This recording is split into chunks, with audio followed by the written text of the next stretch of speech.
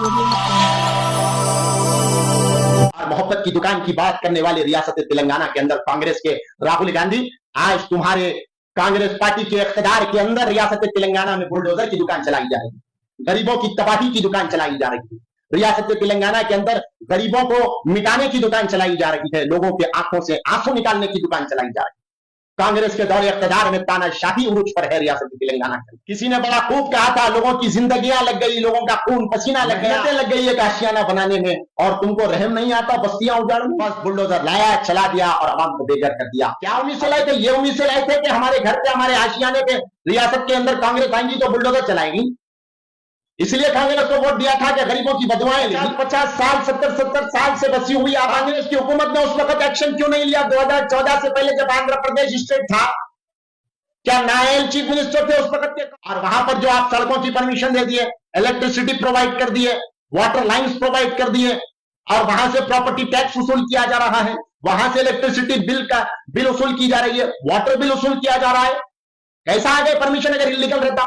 और जहां तक अकबरुद्दीन अवैसी साहब के एक वीडियो वायरल होने की बात हो रही, जिसमें अकबरुद्दीन अवैसी साहब ऐवान असेंबली में खड़कर बोल रहे हैं कि यकीनन बहुत अच्छा प्रोजेक्ट है, यकीनन उसको अमल में लाना चाहिए। अकबरुद्दीन अवैसी साहब ने ये नहीं कहा कि तुम गरीबों को उजाड़ कर, गरीबों को तबाह कर कर, गरीबों की बदुआएं लेकर, गरीबों से मकानों को छीन लेकर, उनकी मेहनत मजदूरी पसीने की कमाई को मिट्टी में मिलाकर तुम जो है Musi river development project and beautification नको करो। बोले केसीआर के दौर में यही Musi river development beautification project 16,000 चिल्लर करोड़ का होता है। कांग्रेस के दौरे इख्तियार में आज देखा जाता है तो 1,50,000 करोड़ रुपए का Musi river development and beautification project हो गया। और लोगों को आज एहसास हो रहा कि रियासत के अंदर चीफ मिनिस्टर केसीआर जब था, केसीआर की हुकूमत टीआरएस की जब थी, जब इतना आवाम को परेशान नहीं किया गया। कुछ भी कराऊंगा, क्या भी कराऊंगा, लेकिन रियासत का चीफ मिनिस्टर केसीआर आवाम को तकलीफ देने का काम नहीं किया गया।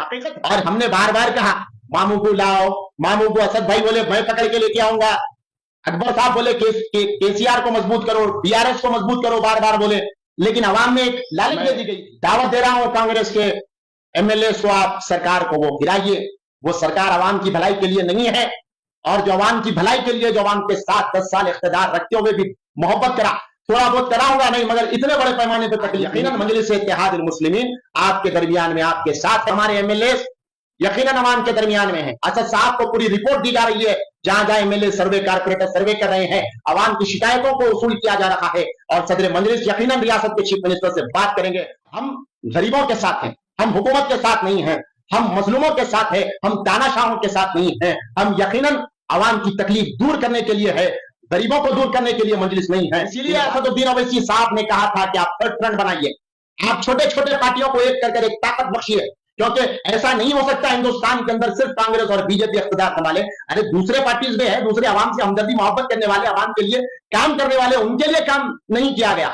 इसलिए असदुद्दीन ओवैसी साहब ने कहा था कि छोटे छोटे पार्टियों को आप एक जगह करिए, ताकत बख्शिए, ताकि ये कांग्रेस का भ्रम टूट जाए, वो बीजेपी का भ्रम, वो जुल्म टूट जाए। और लोगों के आंखों से जो आंसू निकले ना रेवंत रेड्डी साहब, वो खाली जाने वाले नहीं है। जो माएं, जो बहनें आपकी हुकूमत और आपको बदुआएं दे रही है, आने वाला वक्त आपके इख्तियार में रहने का वक्त नहीं है।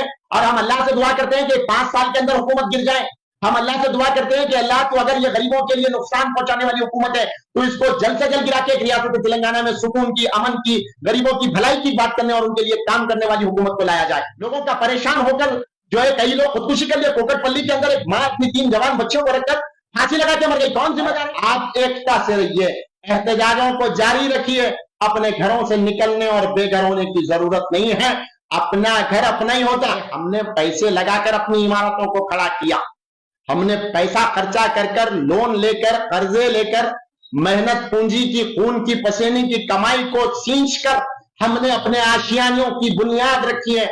हमने अपने आशियानों में तिनके, हमने अपने आशियानों में मटेरियल डाला है तो अपने खून, मेहनत की, पसीने की कमाई से डाला, किसी हुकूमत के रहमो करम पे नहीं डाला। आज से कल से 50 साल से बसी हुई आबादियां हैं, 50 साल से अपने और औलाद को पालते, नस्लें बढ़ रही है उसी जमीन, उसी घरों के अंदर। और आज निकाल के 200 गज की जमीन से निकाल के 40 गज का 2 BHK दे रहे हैं।